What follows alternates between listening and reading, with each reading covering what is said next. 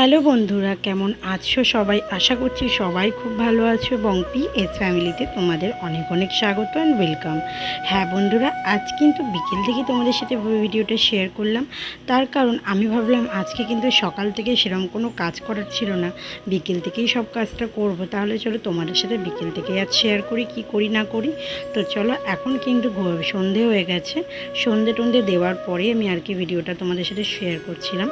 এখন কিন্তু 7টা বাজতে যায়, মানে 6:45 বাজে।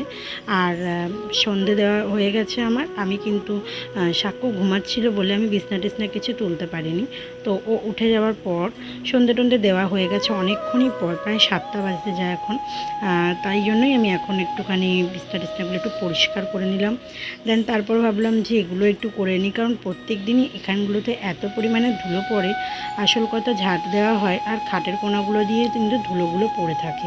আর তোমরা জানোই, আমি তোমাদের আগেও বলেছি যে আমার আয়নাটা, ড্রেসিং টেবিলের আয়নাটা একদম ঘর বরাবর, একদম রাস্তা বরাবর সমান সামনে। সেই জন্য কিন্তু যতবারই পোছা হয় না কেন ততবার ধুলো হয়ে যায়। আর কিন্তু আমি কিন্তু সন্ধেবেলায় প্রত্যেক দিনই প্রায় এগুলো মোছামুছি করে নিই। আসল কথা, যখনই ঝাড় দিই তখনই চেষ্টা করে মুছে নেওয়ার, কারণ ঝাড় দিলে সমস্ত ধুলোগুলো কিন্তু খাটের কোণাতে আর ড্রেসিং টেবিলে গিয়ে জমা পড়ে। তো তারপর কিন্তু এইগুলো গুছিয়ে নিলাম। তো দেন গোছানো টোছানোর পর সব কিছু রাখার পর জলের বোতলগুলো ভরে নিলাম। সকালবেলা একবার ঘুম থেকে ওঠার পর জলের বোতলগুলো ভরে নিই, এখন একবার জলের বোতলগুলো ভরে নিই, কারণ সারাদিন জল খাওয়া হয় আর কিন্তু ভরা হয় না, টুকটাক করে একেবারেই ভরে নিই। আর এদিকে পুরো জগগুলোকে খালি করে দিলাম। আর কিন্তু আমাদের যেহেতু ড্রামে মানে কেনা জল খাই, এই জন্য কিন্তু আমরা সাক্ষ্যর জল কিন্তু ওই কেনা জল দিয়েই ফুটিয়ে নিই। আর ওর দেখো একটা কিন্তু ফ্লাক্স খালি হয়ে গেছে, সেজন্য আর একটা ফ্লাক্স ভরবো বলে জলটা মানে ফ্লাক্সটাকে বাইরে রেখে দিলাম। আমার ছেলের সাথে সাথে রাখতে হয়, কারণ ও কিন্তু এই ফ্লাক্সটা ধরলে পরেই ভেঙে দেবে। ও মানে যেন বাচ্চা কাচ্চা থেকে এগুলো দূরে রাখতে হয়। তো এখানে দেখো, ও এখন রান্নাবাটি খেলছে, ওর কত খেলনা বার করেছে। আসল কথা, যতই খেলনা থাকুক না কেন বাচ্চাদের কিন্তু এই হাতা খুন্তিটাই বেশি খেলনা পছন্দ হয়। তো দেখো, বাঘ, সিংহ, হাতি, ঘোড়া সব নিয়েছে। আর ওর ঠাম্মি কিন্তু ওইখানে কটকটি খাচ্ছিল বলে ওইগুলোকেও নিয়ে এসছে। এদিকে বাবুকে বললাম একটু জলটা ভরে দিতে, কারণ পুরো ভরা ড্রাম ছিল।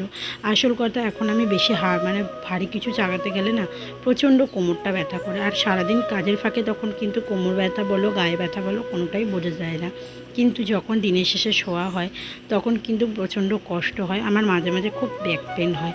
আর কোনো প্রবলেমটা আমার ছিল না, আর আগেও ছিল না ব্যাক পেনটা, কিন্তু বেবি হওয়ার পরে ব্যাক পেনটা শুরু হয়েছে।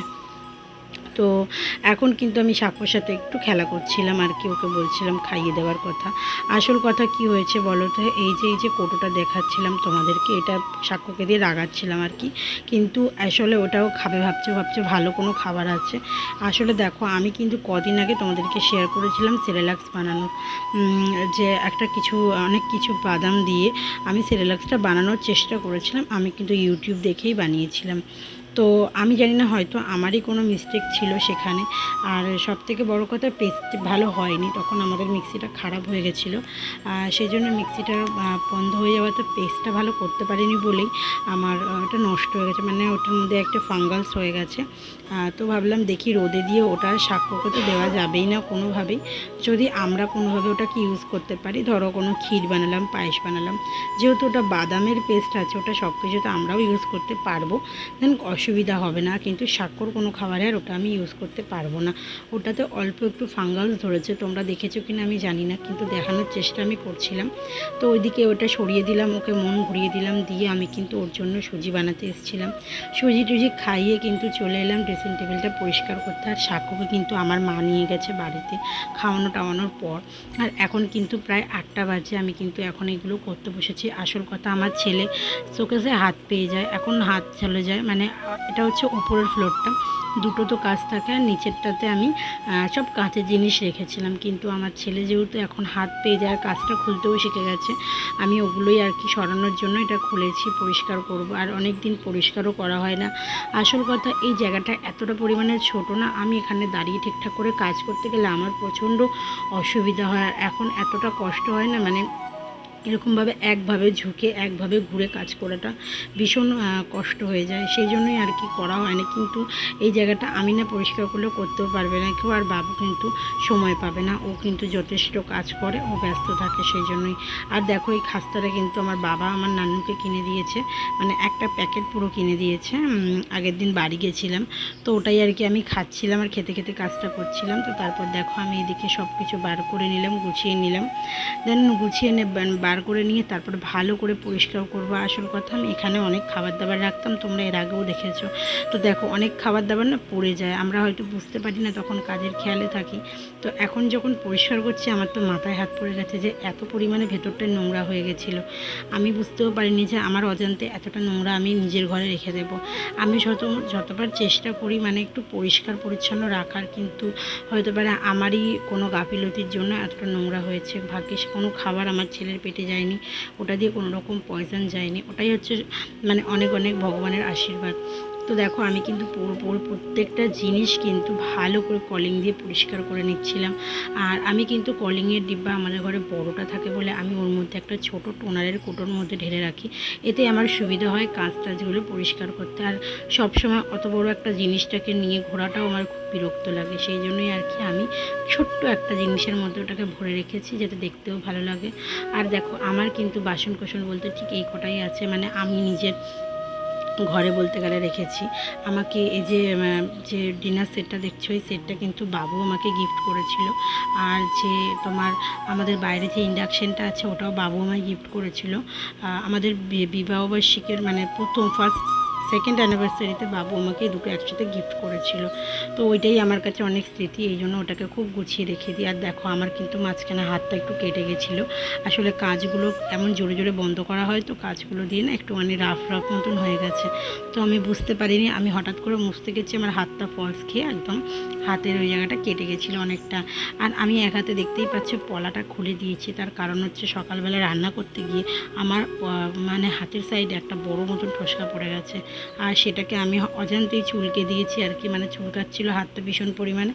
আর কাজের মাঝখানে ওটাকে জোরে চুলকে দিয়েছি, আর এত জোরে চুলকেছি মানে ওটা পুরো ফেটে গেছে, আর এত জ্বালা করছিল, তার জন্য আমি দুপুরবেলা বাধ্য হয়ে পলাটাকে খুলে রেখেছি। আর এক হাতে পড়ে আছি। তো ঠিক আছে, আমাদের মধ্যে আমরা যেহেতু খ্রিস্টান, আমাদের মধ্যে কিন্তু শাখা পলা সিঁদুর এটা ডাজ নট ম্যাটার, কিন্তু আমি যেহেতু বাঙালি এই জন্য আমার কাছে খুব ভালো লাগে। আর আমাকে কিন্তু কোনোদিনই বাবু এটা নিয়ে কোনো ফোর্স করে না যে আমাকে পড়তেই হবে বা না পড়লে হবে না বা কিছু। আমি কিন্তু আমার মতন করে ইচ্ছা হলে পড়ি, আমার ভালো মন্দটা কিন্তু আমি আমার মতন করে রাখা পছন্দ করি, আর সেটাতে বাবু আমাকে ফুল সাপোর্ট করে।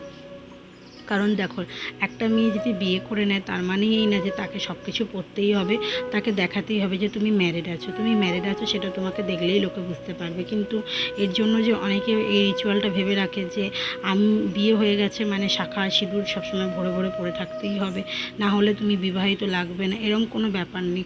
আমাদের মেয়েদের কি কোনো স্বাধীনতা বলে কিছু নেই? এটা তো কোনো কথা না। দেখো আমরা যথেষ্ট পরিমাণে থাকি যেটাতে আমাদের বোঝা যায় যে আমরা বিবাহিত, কিন্তু আজকালকার যুগে এইসব কিন্তু কোনো ম্যাটার করে না।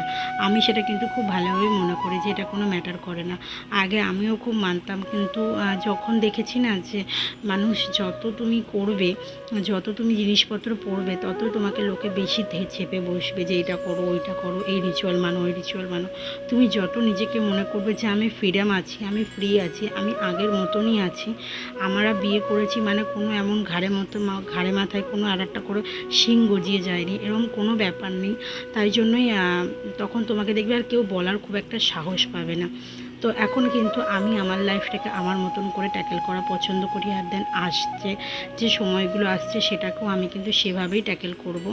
এরপরে আমি কিন্তু কারোর কথাতে আমি চলবো না। আর সবসময় আমি মনে করি যে আমার হাজব্যান্ড, সে যখন আমাকে কোনো কিছুতে বাধা দেবে না, আমি আর কোনো কারোর বাধাতে থাকবো না, সেটাই হচ্ছে সবথেকে বড় কথা।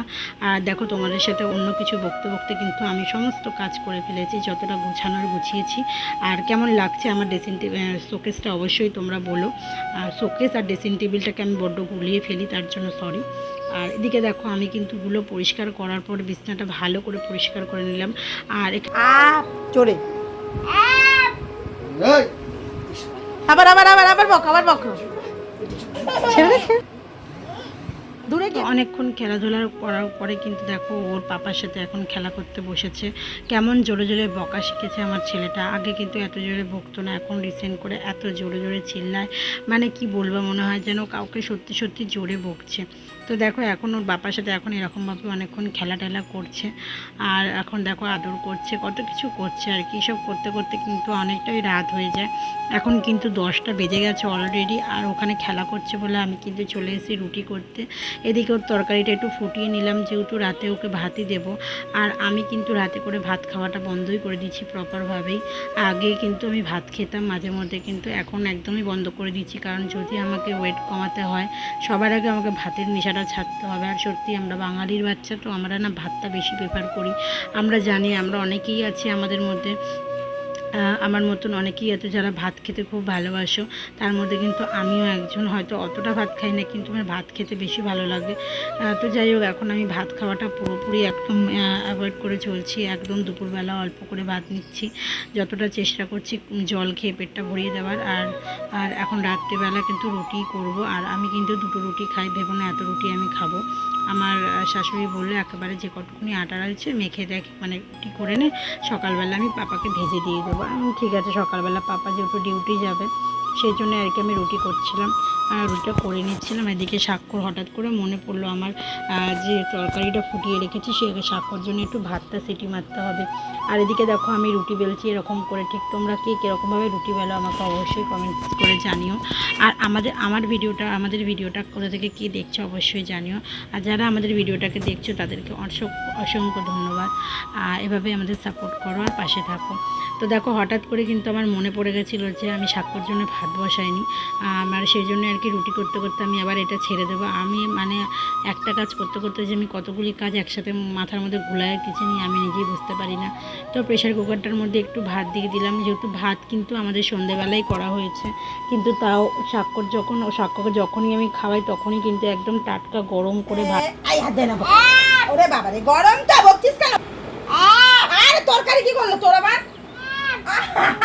মটর। হাতি রাজা কোথায় যাও, সুর উঠিয়ে কোথায় যাও, হাতি রাজা কোথায় যাও, সুর উঠিয়ে কোথায় যাও। এবার তুমি একটু বকে দাও, কোথায় যাচ্ছ? স্বাক্ষর থালা এসে গেছে, যাও আমার ঘরে এসো না, লুচি সুজি খাও না। এসো ওকে খাও, খাও ভাত খাও। আমাদের কালে লুচি সুজি নেই গো। দেখেছি কলা দিয়ে দিচ্ছিলাম বাবা গো। দেখতেই পাচ্ছ কতটা গান শুনিয়ে শুনিয়ে ওকে খাওয়াতে হয়েছে আমাকে। হ্যাঁ, প্রত্যেক দিনই কিন্তু এভাবেই ওকে আমি গান শুনিয়ে অনেক কিছু করে তারপরে ওকে খাওয়াই। এভাবেই কিন্তু একটা বাচ্চাকে ট্যাকেল করাটা দরকার আমরা মনে করি বাবা মারা। যতটা মোবাইল থেকে ইগনোর করব, মোবাইলটা থেকে সরিয়ে রাখবো, ততটাই মনে হয় আমাদের জন্য ভালো। তো সারাদিন কিন্তু কাজবাজ করার পর কিন্তু আমি শুয়ে পড়েছি। এখন কিন্তু আমাদের ঘুমানোর সময়, সব কিছুই হয়ে গেছে, খাওয়া দাওয়া কমপ্লিট হয়ে গেছে। এখন স্বাক্ষর সাথে একটু খেলা করব, একটু দুষ্টুমি করে তারপরে দেন আমরা ঘুমিয়ে পড়বো। আমাদের সমস্ত কাজবাজ কমপ্লিট হয়ে গেছে। তো এখন একটু নাচা টাচা করে নিচ্ছে, ওকে লাস্টে হাগিস পরি তারপরে ঘুম পাড়িয়ে দেবো। তো ভিডিওটা আজকে সকাল থেকে তো করিনি বন্ধুরা, আজকে সন্ধ্যে থেকে ভিডিওটা করেছি। তোমাদের কেমন লাগলো অবশ্যই জানিও। আর কে কোথা থেকে দেখছো আমাদের ভিডিওটা সেটাও অবশ্যই কমেন্টস করতে ভুলো না। কোথাও যদি ভুল ত্রুটি থাকে আমাদেরকে ক্ষমা করে দিও। আমাদের পাশে থাকো, আমাদের সাথে থাকো, এভাবেই আমাদেরকে সাপোর্ট করতে থাকো, যাতে আমরাও আজকে মানে অন্য জায়গায় পৌঁছাতে পারি বা নতুন নতুন তোমাদের সাথে ভিডিওটা আনতে পারি। চলো ভিডিওটা আজকে এখানে এন্ড করছি। ভালো লাগলে একটা লাইক কমেন্ট করে দিও, আর আমাদের চ্যানেলটাকে সাবস্ক্রাইব করতে ভুলো না। চলো আজকের জন্য টাটা, সকলকে গুড নাইট।